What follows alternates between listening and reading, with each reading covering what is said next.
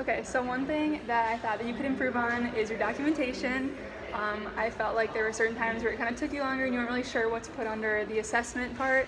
So I feel like that could be improved on, but I feel like it could also be improved with time. So just like working on that and continuing to kind of like think through like what goes in which category and things like that.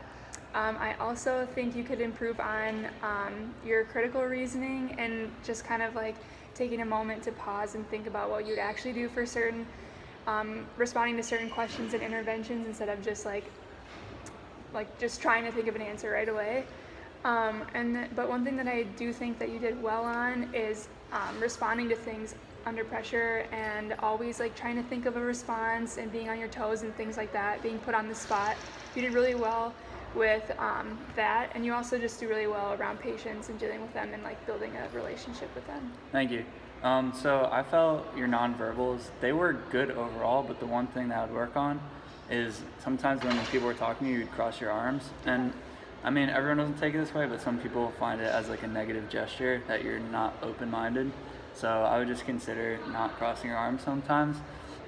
Also, when the faculty were asking the questions, sometimes you were thinking a little bit too outside the box. Like, your answers weren't wrong, they were actually right, but they were just a little not in the right order. Yeah.